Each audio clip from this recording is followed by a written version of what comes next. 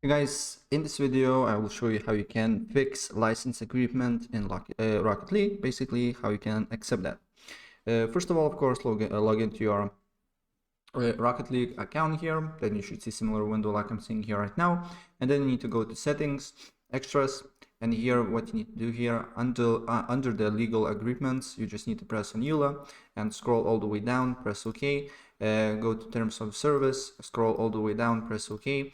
Privacy policy, scroll all the way down, press OK.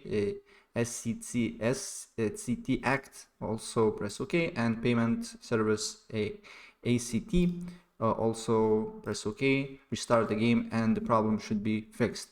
And if the problem persists, then you just need to go to your Epic Launcher here.